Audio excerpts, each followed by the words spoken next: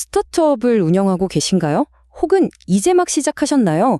이번 시간에는 많은 창업가들이 부딪히는 가장 큰 문제, 바로 어떻게 하면 우리 회사를 지속적으로 성장시킬 수 있을까에 대한 명쾌한 해답을 찾아보려고 합니다.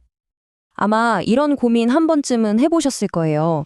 진짜 좋은 아이디어를 가지고 시작했는데 어느 순간부터 성장이 딱 멈춰버리는 거죠. 앞으로 나아가지 못하고 제자리 걸음만 하는 이 답답한 상황. 도대체 뭐가 문제일까요? 답부터 바로 말씀드릴게요. 문제는 여러분의 아이디어가 아닐 가능성이 높습니다. 문제는 그 아이디어로 어떻게 돈을 버느냐, 바로 비즈니스 모델에 있는 거죠. 자, 그럼 이제부터 데이터를 가지고 성공한 스타트업들의 공식을 한번 파헤쳐 보겠습니다. 세계 최고의 스타트업 육성 기관이죠. Y 컴비네이터의 가장 성공적인 회사들은 과연 어떤 공통점을 가지고 있을까요? 정말 놀랍게도 YC 상위 100개 기업의 거의 3분의 2가 딱 세 가지 모델에 집중되어 있어요. 첫째는 구독료를 받고 소프트웨어를 제공하는 SaaS, 둘째는 결제가 일어날 때마다 수수료를 받는 거래 기반 모델, 그리고 마지막으로 구매자와 판매자를 연결해주는 마켓플레이스입니다. 이게 바로 소위 이기는 모델의 핵심인 거죠.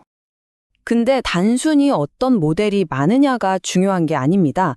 이 스타트업 세계에는 멱법칙이라는 아주 강력한 규칙이 작용하거든요.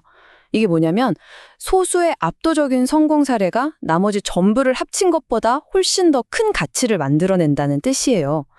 그러니까 우리는 그냥 많이들 쓰는 모델이 아니라 진짜 큰 가치를 만드는 모델이 뭔지 알아야 합니다. 데이터를 보면요. 상위 100개 기업 중에는 SaaS 모델이 31개로 가장 많습니다.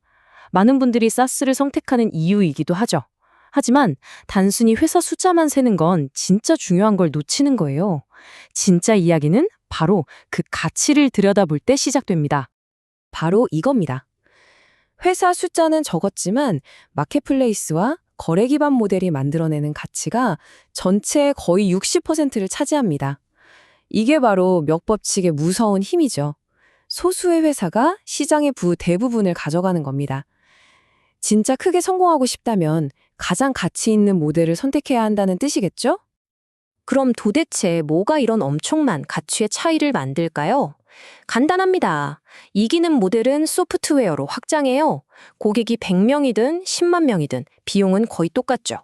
반면에 지는 모델은 사람으로 확장합니다. 예를 들어 컨설팅 회사처럼요. 매출을 2배로 늘리려면 직원도 2배로 뽑아야 해요. 이런 구조로는 기하급수적인 성장이 거의 불가능합니다. 이 데이터 분석이 우리에게 주는 가장 중요한 교훈이 바로 이겁니다. 여러분의 소중한 창의력은 제품을 더 좋게 만드는 데 쏟아부으세요. 그리고 돈 버는 방식은 이미 성공이 검증된 모델을 똑똑하게 따라하는 겁니다. 자, 이제 이기는 모델을 골랐다고 칩시다. 그럼 그 모델의 가치를 어떻게 고객에게서 돈으로 바꿔올 수 있을까요? 그 핵심 열쇠가 바로 가격 책정입니다. 가격 책정은 그냥 돈 받는 게 아니에요. 우리 제품의 가치가 어느 정도인지 고객과 대화하고 우리 비즈니스를 성장시키는 가장 강력한 학습 도구입니다. 여러분이 내일부터 당장 써먹을 수 있도록 최고의 창업가들이 실제로 사용하는 아주 명확하고 실행 가능한 원칙 5가지를 정리해봤습니다. 첫 번째 원칙, 그리고 창업가들이 가장 많이 하는 실수에 대한 이야기입니다. 무조건 돈을 받으셔야 합니다. 왜냐하면 고객이 진짜로 지갑을 여는 그 순간이야말로 여러분이 만든 게 진짜 가치 있는 물건인지 아닌지 가장 빠르고 정확하게 배울 수 있는 방법이거든요. 진짜 검증은 그때 시작되는 겁니다. 이 슬라이드는 정말 중요합니다. 비용에다 그냥 이윤 조금 붙여서 가격을 정하는 방식, 이건 최악이에요. 대신에 고객이 느끼는 가치와 여러분이 정한 가격 사이의 이 격차, 바로 기회에 집중해야 합니다. 이 빈 공간이 바로 여러분이 가격을 더 올릴 수 있는 룸이고 더 많은 돈을 벌 수 있는 기회입니다. 대부분의 창업가들은요, 자신도 모르게 가격을 너무 싸게 매깁니다. 혹시나 고객이 비싸다고 할까봐 두려운 거죠. 하지만 기억하세요. 더 높은 가격은 오히려 고객에게 이건 더 가치 있는 제품이구나 라는 신호로 작용할 때가 많습니다. 무조건 싸다고 좋은 게 아니라는 거죠. 이거 정말 역설적인데 진짜 맞는 말이거든요. 가격을 정할 때 고객들이 약간 좀 비싼데? 라고 불평하면서도 결국엔 결제하게 만드는 지점. 거기가 바로 최적의 가격이라는 겁니다. 아무도 불평 없이 바로 결제한다? 그건 여러분이 돈을 너무 적게 받고 있다는 신호일 수 있어요. 가격을 한번 정하면 영원히 가야 한다는 그런 부담감, 제발 버리세요. 가격은 우리 비즈니스가 성장하면서 얼마든지 바꿀 수 있고 또 바꿔야만 합니다. 넷플릭스를 생각해 보세요. 2억 명이 넘는 구독자들한테 계속해서 조금씩 요금을 올려왔잖아요. 자, 이건 절대 따라하면 안 되는 예시입니다. 와, 보기만 해도 머리가 아프죠?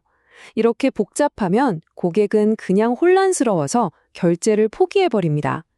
구매 과정에 마찰을 일으킬 뿐이에요. 바로 이어서 좋은 예를 보죠. 완전 다르죠? 무료, 프리미엄, 얼티밋. 딱 세 가지. 명확하고 단순합니다. 이렇게 고객이 고민할 필요가 없게 만들어야 해요. 단순함이 곧 전환율입니다.